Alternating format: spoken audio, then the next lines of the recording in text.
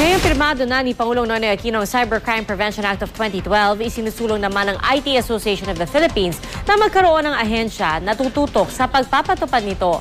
Balita natin ni Julio Segovia. Aabot daw sa 7 tao kada araw ang dumudulog sa tanggapan ng Computer Crimes Unit ng NBI. Karaniwang biktima ng internet fraud, identity theft at paninirang puri sa social networking sites gaya ng Facebook. Hirap daw ang NBI na maresolba ang mga kasong tulad nito. Limitado kasi ang nakukuha nilang impormasyon sa taong isinasangkot sa krimen. Kaya malaking tulong daw sa proseso ng investigasyon ng NBI ang Cybercrime Prevention Act of 2012 na nilagda ni Pangulong Noynoy Aquino noong 1 linggo. Binigyan kami ng kapangyarihan ng mas malawak na kapangyarihan ng batas na ito upang makakuha ng mga ebidensyang magagamit namin sa pagpoprosecute ng mga cybercrime offenses. Sa ilalim ng bagong batas, krimen na ang libel sa internet, kasama ng iba pang offenses na nasa ilalim ng Revised Penal Code. Mas mabigat na rin daw ang itinakdang parusang 6 na taong pagkakakulong pataas na may kasama pang multa. Lahat ng offenses na ginamitan mo ng internet o ng computer ay pwedeng parusahan sa batas na ito. Mas mabibigat ang mga penalty na pinapataw ng batas na ito.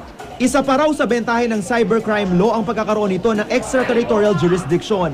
Kapag ang isang violation ay ginawa ng isang Pilipino kahit saang lupalo pa siya ng mundo, ay pwede natin siyang i-prosecute o kasuhan.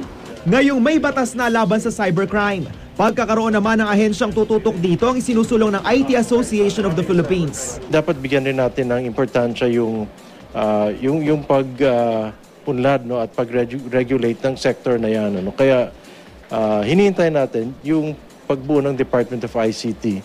Wala pang implementing rules and regulations ang naturang batas. Kaya ayon naman sa Internet Society, dapat daw malinaw ang cybercrime law at hindi dapat masagasaan ang ating karapatan. Whatever decisions are being made, freedom of expression, which is a human right, should be top priority.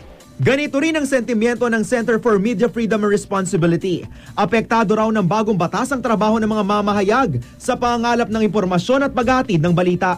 Baka rin daw magamit ang kasong online libel para harasin ng mga mamahayag. Pero sabi ng palasyo, freedom of expression as enshrined in the Constitution has legal limits, of course. Julio Segovia, GMA News.